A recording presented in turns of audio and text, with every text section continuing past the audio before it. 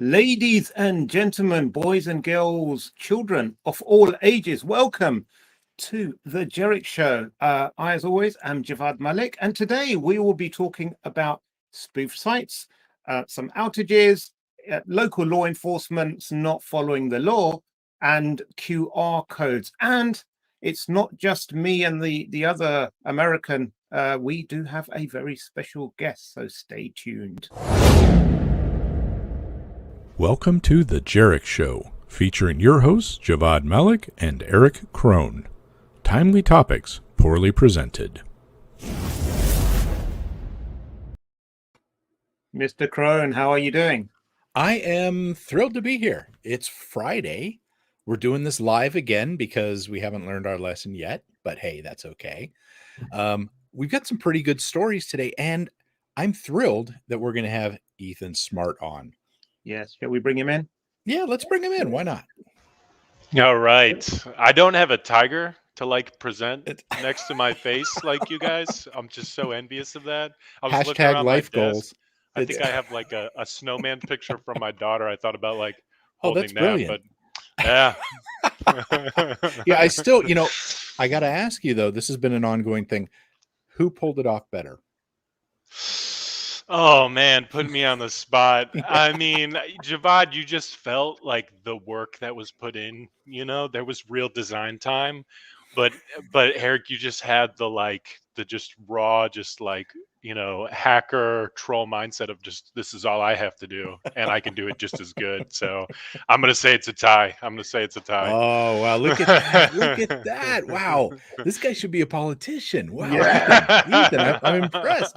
You covered both things right there. So, no. Well, welcome to the show. It's great having you here. It's been a while since we had a guest, and, we miss that. There's so much that we gain from other people being on the show. And, we talked a bit in the pre-talk here, and you're a pretty smart guy. So I'm really looking forward to some of your outlooks on things and hearing more about what it is you're up to and doing. So having said that, Javvad, as they say, what say you? Smart by name, smart by nature. Only by name for me, but I appreciate it, and I will send you both the Starbucks gift cards I promised.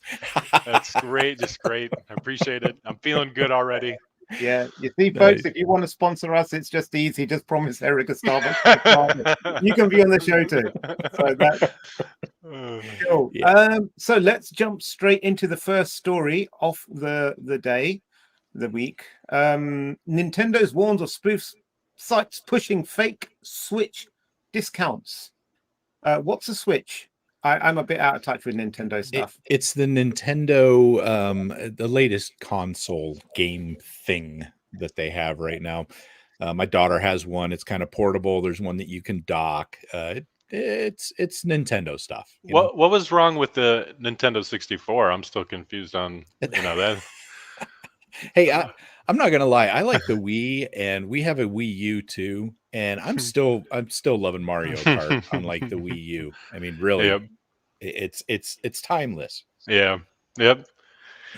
Now it's interesting though, right? Because it's new technology, right, for the gaming and everything, and yet the hacks and the frauds and everything, it's not new, right? It's still the same things over and over again, and it still works, right? Which is fascinating. But it's interesting to see the different brands that they just continue to extend out to, and new targets, right? New demographics to go after. Yeah. Well, and exactly. I think one of the big things is that these accounts actually they gain value over time as well. So whereas many years ago taking over someone's gamer account didn't mean much, nowadays it's big business and big money, especially if they've leveled up on certain games and all that kind of stuff. So people are really, really invested in this stuff. You're right. Yeah. Yeah, and with the modern consoles, they keep kind of like leveling up. We got all this new stuff, but you can't get them either, which is kind of interesting. That the Switches were really hard to get. A PlayStation 5, I haven't seen one in the store ever. Even the new Xboxes are difficult. We saw the Christmas season. We see people just gouging for prices on stuff like this. And that's where something like this, I mean, the Switches have not even been super easy to get. And with our chip shortage, which we've all heard about over and over again. Getting this kind of stuff is difficult, and so that's why it's so alluring to have like discount sites, fake people into discounts. It's total social engineering, but a great way to make some money on the side. Side hustles for 2022. Good timing. Right. I like it. Yeah, we talked about this in the Christmas season, in the holiday season there, Javad. Remember, we talked about how this is such a great scam for pulling people in, especially around the holidays. People get desperate for this. Little Johnny's over here pitching a fit on the floor because he doesn't have his PS5. So what do? You see these things out there for $800-900, and then something pops up and it's like, hey, super special deal. Let's convince you. You get it for $100 off, and you're feeling pretty good about things. You're wanting to jump in there to shut the kid up. So yeah, really effective. It's interesting too, what you mentioned, Javad, that we our digital identity keeps extending, right? Because it used to be just you were a person and you had a social security number, and if you were old enough, you had a bank account. But then now, as kids, or anyone, right? Because I'm a gamer too, right? Now it's more than that. Even before kids have bank accounts, they have these digital identities that they have a lot of emotions, time, energy spent into them. And so the attack surface, even across multiple demographics, just keeps expanding as individuals. So it's interesting to start to see that as well. Yeah, that's right. So I think we should start a streaming account, Javad, where you and we do some gamer streaming. We can do like Hangman. We can do all of the classics like that. Some tic-tac-toe. We should do a gaming stream, but we should do streaming, but more security related. And it'll be 3 hours of everyone watching you trying to exit Vim. So. I'm going to call you out on that, though, because you told me yesterday that the Vim thing was overplayed, pal. And here you are throwing it up again. Delivery. That's fantastic. So apparently there was an Alexa outage. Thankfully, I didn't notice it. Otherwise, I would have had to manually turn on my lights, which would have been terrible. So, but it went down for a couple of hours. Not a big story here. I suppose that the story here is that, we're quite dependent. Slowly, we've become addicted as society to a lot of interconnected devices, IoT and what have you. And I don't think people fully appreciate how things are connected and how much we rely on things. Forget about enterprises. And I think even in your house, if you ask someone, how many internet connected devices do you have? Or how many devices are in your house have an IP address? Or how much storage do you have? I think it goes back to the classic, like, forget enterprise. Even within the home, we have a massive asset management problem. Oh, yeah. Every time I look at my network, I go, holy crap, I got a bunch of things on my network. Like I have all these little IoT devices and stuff. I don't even realize. I'm like, how did I go through 70 IPs on my home network? But, it's definitely happening. And you're right. These little things like this, popping up all over. Now, I didn't notice Alexa being out either. So, Alexa, were you broken today? Yeah, she doesn't know. I don't know. She's not admitting to anything here, right? She's just like, I don't know what nothing. You're talking about. Yeah. Right. Honey, did you leave the house last night? I don't know what you're talking about. Right. But it's these things have become so common, and you're right. I use it to turn on my studio lights. Like, if I walk in and I say, computer, turn off studio lights. It didn't work. I used to be able to do that with Javvad. We had to play Barry Manilow and all kinds of stuff. So, anyways, Okay. So, Pegasus. We've spoken about Pegasus, the horribly intrusive spyware, and it's created by an Israeli firm. But now, apparently, Israeli police got caught with their hands in the cyber cookie jar by using this to spy on local, civilians or people who they don't like. It's really, really. This is a really deep issue. So it's too much for us to cover in all of its detail, but I think it raises the really big important question. Is like, you can create these surveillance tools, but you need to have some oversight. You need to have some way of controlling who has access, vetting who has access, because this has been sold to, like, really dodgy regimes around the world who've got a really bad track record of, like, you said something derogatory about or cracked a joke about His Royal Highness, and therefore you will be disappeared. So I think something like this is quite scary. I don't know. I sound like a proper lefty now, but it does concern me. No, it's interesting to see, right? I think this is true across a lot of different tool sets, that it's more and more mechanisms to break in or to hack any type of system is being democratized, both generally to the people, but then also you see not just criminals using it, but you see, the government and certain government entities. Ours is perfect. We have 100% privacy.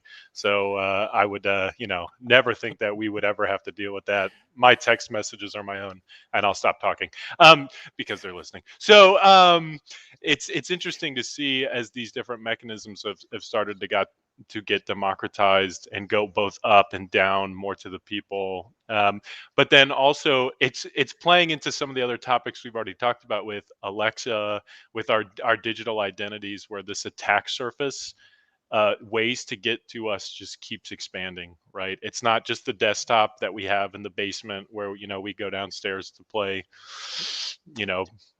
tic-tac-toe on the internet or chess on the internet or something like that anymore. You are constantly tied to your phone, interfacing with your phone all day. It's with you all the time. My wife always says, for some reason, she doesn't want to get an easy pass for New Jersey's Turnpike because she's like, someone's going to track my location.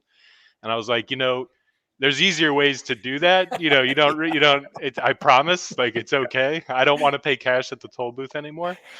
But it's just interesting to see the attack surface just keeps broadening, right? It's fascinating to see. Let me introduce you to Meta, Yeah. aka Facebook, right? Exactly. Yeah, this Pegasus thing is interesting because this is such a powerful tool. It really honestly is. And it's ironic how much this is kind of like spread, and it keeps showing up. It's like whack-a-mole. It goes away and then boom, it pops up somewhere else. And here we're seeing the state using it against their own civilians. And like you said, our government would never do that. Yeah. And, my NSA guys probably got brain damage from face palming so much all day. Right. But anyways, this is definitely an issue, and these tools do exist, and they exist across the board, and they are very invasive. And as we have more and more of this digital identity and these things continue to happen, we are going to be at a point where we can be tracked anywhere. Now, ironically, I happen to be in the middle of the book 1984 right now. I'm doing the audiobook on that. And it's kind of interesting, the stuff that you see back there. If you've never read the book or done the audiobook, it is a very fascinating book. And we have all these terms, Big Brother and all that. And I am not a tinfoil hat wearing conspiracy theory guy, but it is interesting to see kind of the ideas of how this could go so far. And we do need to be aware of this type of stuff and keep an eye on it. With respect to the Israeli government spying on their people, that's, in my opinion, kind of a bad thing. But we also have to understand that we, even in Europe, even in your case, Javad, or in the US especially, we tend to be used to having different levels of privacy and expectations of privacy than perhaps in other places as well. There is that. I think that there's two steps to it, though. One is like your expectation of privacy, and then what's going to happen as a result of not having privacy. I'm reminded of this from a few years ago. It's still one of my favorite. Back on the show, we have this particular article. Yeah. So back from 2014. This was related to drone strikes that in Afghanistan, and and I think it was some U.S. citizen was also killed in one of them, and it's a long thing, and I don't want to politicize it all, but I think it's important. And I'm reminded of a quote by Rowena Fielding, one of our previous guests, Eric, and I don't know whether she said it on here or whether it was afterwards, but she said that when we are protecting data these days, it's not the data that we're protecting, it's actual people that we're protecting. And that's something to bear in mind. And I think that the pendulum swings more towards that way with everything that we have in terms of online identities and what have you. Yeah, that was a pretty profound statement she made on that. And it really does open up, that was on the show, I believe, because we were talking about the difference between, as security practitioners, how we look at privacy and how privacy professionals look at privacy, and how we see things a little bit differently on that. And that was something that stuck with me, that I think about quite a bit when we're talking about these privacy stories and security in general. Yeah. Well, it's one thing I love about cybersecurity, right, as a field, is it's not just a job, right? We're not just techies who like to fiddle with computers and, we were all once hackers, and so now just because it's not legal to be bad, we're on the good side. For us, it's actually I feel like cybersecurity is a very altruistic field, and it's really more of a calling, right? We legitimately care about protecting people, protecting brands, protecting your privacy, protecting privacy of customers. It's real cybersecurity, and in all of its broad fields, right, is truly a very altruistic calling, at least in my opinion. That's what I tell my wife every night when she's trying to fall asleep, and she's like, "Please stop talking." Well, it's a hard industry to be in if you're not passionate about it.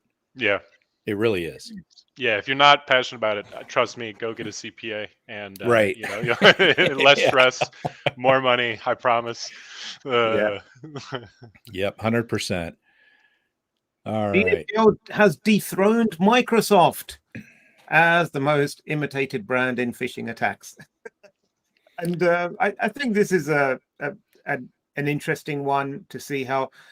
There's probably a couple of factors to this. One is that since lockdown, people now order everything online. They don't, there's been an increase in online shopping and what have you. And DHL, one of the most prominent carriers globally, makes it a very interesting or well-known brand that you can spoof. And a lot of their messages, they come through and there are links in it. I mean, I had something delivered by DHL just yesterday and a few days before that and a day before that, but I don't have an online problem.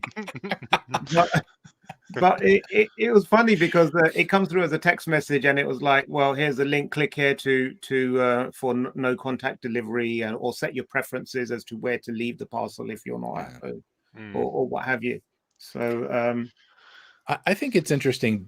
DHL, at least for me as an American, at least in my position, I think I've had a total of 7 DHL packages delivered ever. And a lot of those were ones that I purchased off like AliExpress, and they were coming from overseas so it's not as common here, I think, at least not in what I see as UPS or FedEx, but it's a reminder of how global things are, not just American. Yeah. Right, Javad? As you like to remind me, not everything revolves around America. But it is interesting that work. And these are very effective messages when it comes to sending people ones related to your delivery being delayed, or hey, if you want to change this, or the ones that are like, hey, there's customs due on this. Those are also a big one. Yeah. Well, it's interesting too, right? From a Microsoft perspective and DHL has a lot of brand awareness internationally. I agree with you. You in the US, it's been, I used to sell, oh man, this is a throwback. I don't even know if I want this publicized, but I used to sell fidget spinners when that was a hype, for a while. You heard it here first, folks. Yeah, oh man, I gotta. Anyway, I'll turn bright red for that one. No, but I was doing that for a while, and so that's probably the only time I got a DHL package. But if you think about from oh man, this sounds horrible, but if you think about hacking from like a startup perspective or a market cap perspective, and you're doing market analysis, that sounds horrible. But from a hacker's perspective, Microsoft, there's only so many ways you can get in. from a consumer tech, you see Apple, taking more, and people have techies generally near them, right? So if Microsoft called my mom, she'd just hang up and she would say, Ethan, someone just called me and said I have a virus. And I go, yeah, you probably do, but I'll deal with it later. And so with DHL though, God forbid I don't get my Starbucks creamer in time, all hell will break loose in my household. So I think it's, if you look at what what people want, and they want immediately, is they want their stuff delivered to their house. Something happens with their computer, things can wait, I can call someone else, et cetera, and so on. So it's more exploitable to go down that route. So it's interesting to see. When you mentioned market research, but this really happens with these groups that are doing this stuff. They are researching this stuff. They run A/B campaigns. These are marketing folks. They treat these like businesses. And I wish people understood how advanced a lot of these phishing groups are when it comes to this. They're not just grabbing stuff out of the air and going, hey, I heard this Nigerian prince guy. Let's see if we can get people to, to think that they're going to send them money. It's not like that. These folks are really, really good. And so they do market analysis. They do testing like this. And it's obviously working for them. 23% of all phishing attacks globally. Wow. Yeah. You know what they say, what's a hacker's favorite season of the year, right? It's fishing season. Come on. No. Hold on. We gotta. So we have a colleague of ours, James, and he is the ultimate dad joke master. It's like even their granddad level jokes, and he dishes them out to us like on every meet. We meet every morning, and we're trying to get a petition to get him banned from telling those jokes. So. I'm trying to start legislation, actually, locally. It's a grassroots movement. Oh, man. Well, I'll hold the joke in. I'll hold it in. Thank you for that. We appreciate it. Yeah. Since clearly I hit a sore point, I don't want to press. Yeah. So if anyone wants to send comments about this, please feel free to drop it in the comments. We will be sure to share with him that we never want these kind of jokes again. Thank you. Sign the petition. Support our GoFundMe. Sorry. QR codes, Javad. I thought those were dead like 10 years ago. That's what marketing told me. They were dead, and then I found that during lockdown they sort of made a resurgence. So a lot of restaurants and cafes you go to now, they'll have a QR code on the table, and you scan that for the menu. So and actually I was walking past some billboard the other day, and it had the poster for the new Batman movie, and there's a QR code in the corner saying scan it to watch the trailer. So I think that there are more, and all of your rapid flow tests or whatever you do for your COVID, they all have a QR code on it. So you track where it's been, or you register all the details on it. They were all over at CES too. I mean, pretty much every booth had hit this QR code real quick and go. And it used to be that you had to install a QR code reader on your devices, but now it's just part of the camera these days, I think. Yeah. So what happened here? So what happened here is people saw these parking meters, and they made up their own stickers. They stuck them on there saying, hey, to pay online, scan me. You scan it, and it took you to a website. It was a classic like phishing type of site. It's like parkingforpayment.com or whatever, whatever it might be. So it looks legit, and it said put in your location code, your reg number, and your payment details here. So your name, your credit card detail, and whatever. And you'd fill it all out, click it, and it say, well, your parking has now started. So thank you. And unbeknownst to the victim, they've now got all of your details. And so they're going on a spending spree while you're, and you get a parking ticket because you didn't actually pay it, right? Double whammy, yeah. Talk about salt in the wound there, but it's brilliant. And if you think about it, as we move into these new ways of doing things, right? I remember parking meters where you're like, man, I gotta find a quarter. Like, where do I get my change to drop it in here? And now I've actually stood in front of parking meters feeling like an idiot because I only have change, right? And so there's as we move into that, especially with some of the older or less technical generations, they're just going to go, oh, this must be the way that it is. So this is actually quite a brilliant angle at gathering people's information, getting credit card information, and basically another side hustle. Yeah. No, I agree. Yeah, oh, sorry. Go on. Oh no, I thought it was fascinating. When I heard it, like, of course, I'm on the blue team, of course, so I'm like, oh, that's horrible. But in my head, I'm like, that was such a good idea. Yeah.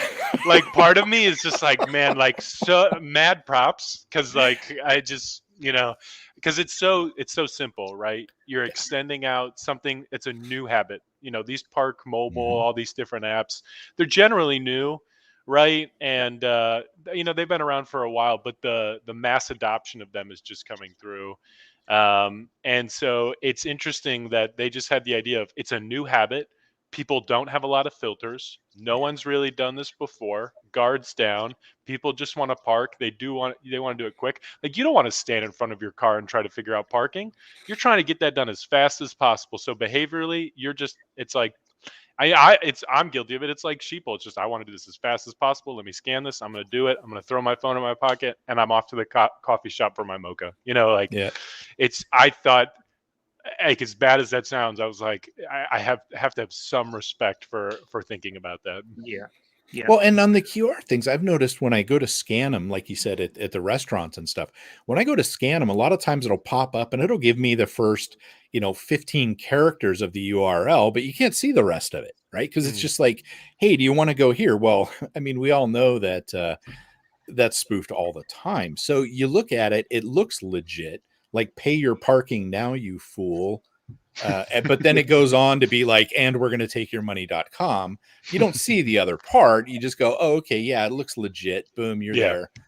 And it's so hard on mobile sometimes to figure out what's legit and what's not, even for those of us that are kind of in the know, that are technical people, much less grandparents and parents and, those of the older generations, or those that are just not technical. So it is brilliant. Mad props on that. I hate them for it. Yeah, exactly. Yeah, we'll see more of this. Don't worry. Yeah. So, folks, this is your regular reminder that we are on YouTube, and we do live stream. You can also find us on your podcast player of choice, and you can follow us on Twitter at The Jerich Show, or you can follow us individually. Well, that's mine and Eric's Twitter handle up on the screen. I'm sure Ethan can share his as well. I'm not on Twitter. I'm sorry. I know. No, that is brilliant. That is absolutely brilliant. And I've been drastically cutting down my Twitter usage. Last year, I uninstalled all social media apps from my phone.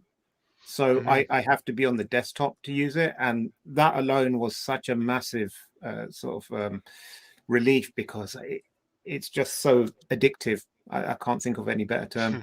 Yeah, you're probably not nearly as depressed as the rest of us that are on Twitter. It just sucks the soul right out of you. InfoSec Twitter is great and horrible at the same time. Like, you can learn a lot. There's very intelligent people there, and then it's just it's soul rotting evil. Well. I'm trying to reduce my exposure to all of the meta possibilities, if Twitter will ultimately be injected in there. But it's it's only a given amount of time before I drink the Kool-Aid. Yeah. But yeah, there is a lot of value on Twitter, actually, both professionally, and there's plenty of personal reasons to be on there. So I've been like so on the fence for so long, and maybe just so I can follow you guys, I think I'm gonna just take the plunge. Because you guys said I was smart both by name and nature. I just feel like I have to just. Hey, we're really good at brown nosing like that. Whatever it takes. It's the only reason Eric's in a job. But yeah. But yeah, so before we move on to just understanding a bit about you, here's something that no matter how depressed you are, will always guarantee to cheer you up. It's raining men. Hallelujah. It's raining men. We won't play it too long in case we get a copyright strike against that. But yes, so One of these days I'm coming in here and I'm going to strip that right out of our of our videos here. Yeah, You think I don't have backups? I'm sure you do. Resiliency. Come on. Yes.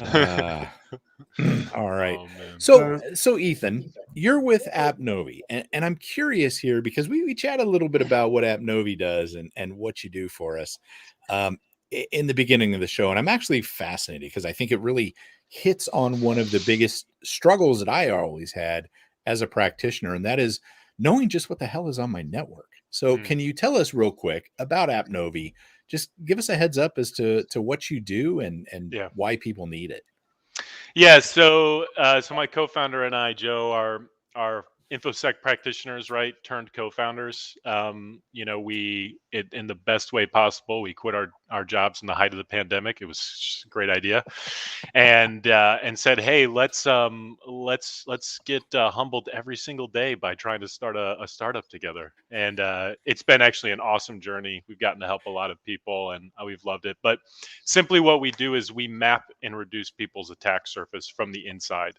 Right. And so we help continuously discover what is on your network using the tools you already have. We're not an agent, we're not a scanner. So here's a continuous list of your assets from what's in the cloud, what's on premise, what do your users have, what are their interrelations, and putting in network telemetry as well to say, not only here's what you have, but here's how they're all interrelated.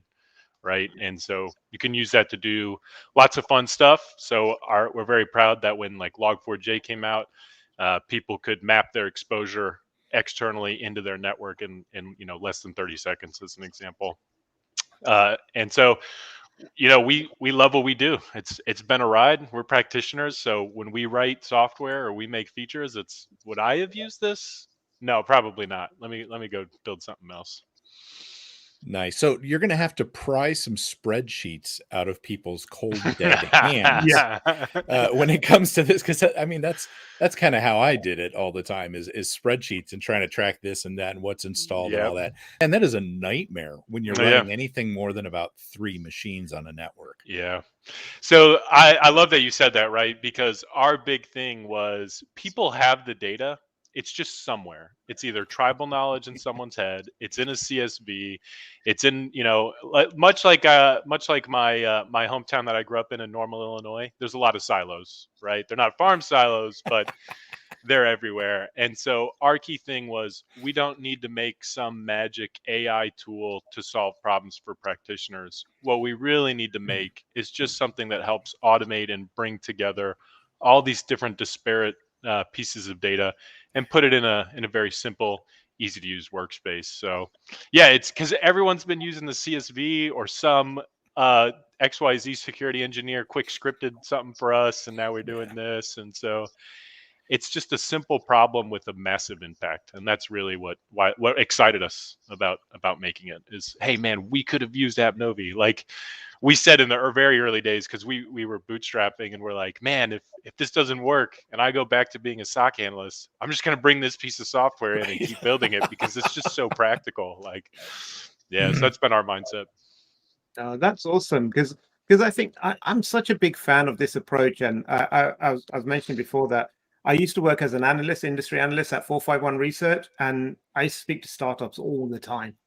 And so often you see that the technology is so over-engineered or complicated, or it's trying to solve a problem that it kind of exists, but it's not really specifically targeting any one pain point. And we keep going back to these fundamental issues that, if you've been working in the industry as long as Eric has, like 30, 40 years or something, then that, there are challenges of asset management from day one, credential hygiene from day one, monitoring from day one, patching, all these things like social engineering or those sorts like phishing emails. So these are the fundamental issues we've been dealing with for such a long time. And I think if we can get these under control, then it'll be so much better. Then you have that foundation, then you can start working on those edge cases. Yeah, absolutely. What's interesting is we're starting to incorporate some AI and ML under the hood, but we took the total opposite route. Like we were like, let's not build some AI ML engine and then like find a problem to match our solution. Yeah. We were like, let's build something small and practical, get users using it. And then once we start watching them do things, then you can start to put those things on top of it to just do it a little smarter, a little faster. And so we try to just be as practical as possible. And so it's great. It's interesting to hear that from you, right? We didn't want to build something that was convoluted, that was built for maybe just trying to get an investment money. It was focused on how do we just solve this really annoying problem that's been around for, however many years. And of all things that I see AI and ML being leaned towards and used for, things like this is actually where I think we get benefit. And that is these repetitive tasks where somebody's got to have eyes on things or putting things together. AI and ML, it never gets bored. It never starts thinking about what it's doing on the weekend or did last weekend or whatever, right? It can actually do a good job of these very difficult, like parsing tasks and stuff like that are hard for people to stay focused on. Yeah. Now, the other thing I love about this is I have not yet heard the phrase, and I may put my foot in my mouth right now, but I have not heard the phrase blockchain from you yet. So, well, buckle up. So what we started with was an NFT based. No. Yeah, right. It's refreshing not to have the buzzword Arama here, and you are actually dealing with a real issue. I know for me, we were talking off scene too. I'm using like 60 something IPs in my house. Yeah. That's just in my house. I don't even remember what the hell's around. As a matter of fact, the other day I was running around my house trying to figure out where I had put another one of my mesh routers. Like I found 2 of the 3 and I'm like, where did I put that third one? And it was in a network closet that I actually have built into a closet. And I'd forgotten I put it there, right? There's stuff that we put on networks all the time that we forget about.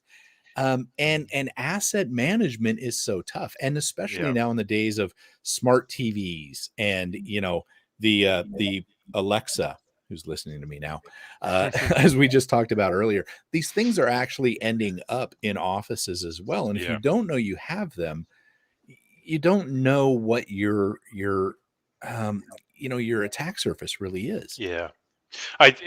So it's amazing that you just said that, right? Because that's why not only the asset inventory was important for us, but also taking a look at the security data and taking a look at network data, right? Because people have been, particularly developers, but I try not to get too hard on them because I am one myself. So they've been accepting risk without really knowing what those implications are for so long.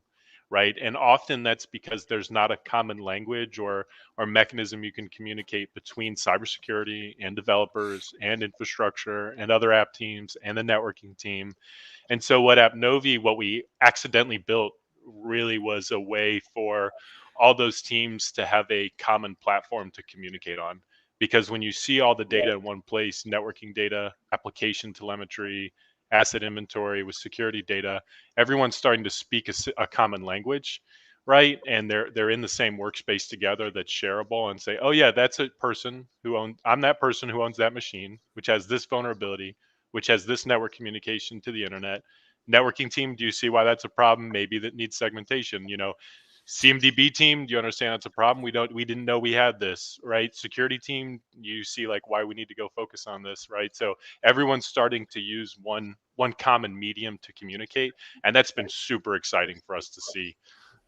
People use the tool in like ways we never expected to. Has been super fun. I'm going to ask a real quick question here. I'm not like a marketing, we're not salespeople or whatever, but I'm always curious. What's your licensing model on this? How's that work? Oh man, I am not a sales guy either, and I hate that question. So no, thankfully we've had a great conversation about that with some of our practitioners. So when we started with our design partners, instead of like this is what we're doing because we're trying to maximize revenue, we sat down and had conversations with our design partners and customers and said, you get licensing sent to you all the time, like what works and what doesn't, because we want to build something that really matters for the market. And so we went down a few different routes, and what we landed on was this approach of doing per asset, right? But knowing that users generally don't know that number. So we usually say, tell us what you think we do know. We can start with that number for now. Let us figure out for you if it's less or more, maybe in the POC, or even just do a smaller kind of initial deal for a year. And really what we want to do is we want to help you understand that number. And so we built it around the value we were trying to provide, which was understanding what that core number is. And so it's never perfect, right? But that was really our approach, was if we work with people, if we ask open, transparent questions with the people we're working with, I think we can get to that solution faster. That's a nice approach. That's amazing. I think that just shows, like, again, I think it comes down to the practitioners wanting to build something for practitioners. That's the difference between someone who's trying to build something for, especially once you've got investors involved, and then you're under a lot of pressure to build for them and to generate XYZ value for whatever. Yeah, I'm still seeing a therapist over my years of having to deal with licensing and IBM. So, can I have their number? No, I'm just kidding. No, it's I appreciate that, and there's definitely so much room. It's been interesting. We've started to talk to more investors, and they have great insights too. But I think upfront, us not having that pressure, like you said, was freeing. And now having them come in and talk about our mindset and their mindset has been actually really intellectually stimulating to hear from them too. But it was important for us that we start bootstrapped so that we can have that transparency in a pace that we felt was appropriate. And now we're looking forward to future partnerships for sure too. So it's been a ride. Awesome. So that's great about appNovi. What I think I'm really interested in, I think what our listeners will be really interested in, is like, who's Ethan Smart and where did he come from? How did you end up in this field? Because I one thing I found, like, with practitioners, everyone's got a really good story about how they broke in. Yeah. So let's go all the way back to I haven't been. I think my co-founder and I were talking. I played a song. It was, I can't even remember the name now, but it was by Mariah Carey. When you walk by, I'm going to sing on stream. That's great. Whatever that song was. And I realized it came out the year I was born. And I was like, Joe, this came out the year I was born. And he goes, I think I have t-shirts older than you, Ethan. And so we'll only go back some years, back to high school, where we took those tests that are supposed to tell you what you should maybe do with your life. And the result was you should be like a firefighter or a woodworker, or you should I think janitorial services or something like that, which were all great fields and everything. But I was like, that's interesting. And then everyone was like, Ethan, you're such a nice guy. Go be a counselor, go help, whoever else, however you can, go into the mission field or something. And I was like, yeah, I'm going to go be a hacker. This is the route I want to take. And so everyone was like, okay. And ultimately how it started was just curiosity, right? So I figured out how to make a Facebook credential harvester. I changed all the high school home lab computer home pages to that page, hosted it on some device I had on the network. It would have been great if they had appNovi, could have found that faster. And so I stole a bunch of my high school colleagues' credentials, changed some of their profile pictures to a picture of me. And so I was like, this is super fun. I'm in huge trouble and detention for a while, but this is super fun. And so I just started working in IT, and then ultimately the CISO of McDonald's at the time, Mark Varner, he's a great guy, ultimately gave me a shot when I was just doing some night shift IT work. I think he's over at Lowe's now. He's just a great guy. And I think cybersecurity is such a pay it forward mentality. Yeah. And he really helped mentor me and say, let's iron out some of the rough hacker edges here into this is how you can really protect businesses, accelerate your career in this way. And so that's kind of how the ride started. That's brilliant. That's brilliant. And you know what? You're not the first person to mention the value of having a good mentor or someone that can guide you and help you.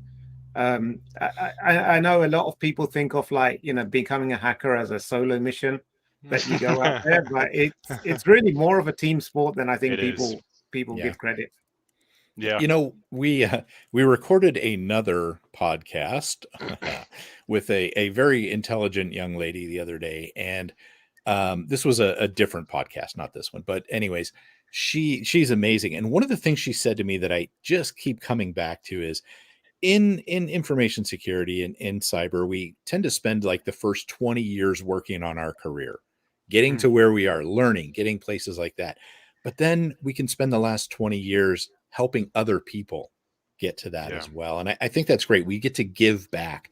And I'm glad to see that mentality really does permeate the industry in a lot of ways. And it's something that I think we're all kind of in this together. We realize that this problem is bigger than just us. Yeah. And, you know, it may take a few years. I've seen some pretty cocky young guys, but ultimately we finally realize that this is a bigger problem than just us. And people tend to be very caring and giving at that point. Yeah. So, yeah. Yeah, agreed. It's been quite a, like, I could literally list just this long list of people who helped me, from Mark, as I mentioned, to, you know, there's Ed Gorski, Trevor Peffer, and then I go to the next job and I could list like 5 people, and then next job. And yeah, I think it plays into the altruism, right, of cybersecurity. It's a calling, it's a vocation, it's something that matters. And when we find other people who are passionate about it, we really just want to jump in, pour in, and get them in the field. And this is a little sappy. Sorry, I got some tear in my eye. But it's really true. You know, you watch on LinkedIn, someone posts, "Hey, I'm trying to get into cybersecurity," and I watch even people like busy execs, right, who have so much going on. I think of Chris Zell at Wendy's and all these other people. I just see them jump on the train and like commenting other people to look, and, "Hey, everybody, check this out." And people really jump in and want to support each other, and it's great to be a part of that community. And now I'm on the vendor side as a founder, but still to be a part in the InfoSec practitioner community it's awesome. It's such a ride sometimes, man. It is. Eric, when are you going to start giving back to the community and helping out? Never. Okay, so with that, we've unfortunately had to get rid of Eric because we don't tolerate that kind of negativity on this show. That's awesome. Yeah, with that note, Ethan, it's been an absolute pleasure to have you here. Thank you so much I for your appreciate time and generosity, and hopefully we can catch up again. Yeah, thank you so much for having me. It's been a pleasure, and I will follow you on Twitter. And I look forward to connecting again. Don't join Twitter just on my say so. I think that you know the benefits you get from Twitter may go down as well as up. So Noted. Sure. Awesome. Oh, well, Thank you take so much. care. Have a good one, and everyone out there, thank you for joining us. And we will be back next week on the Jerich Show.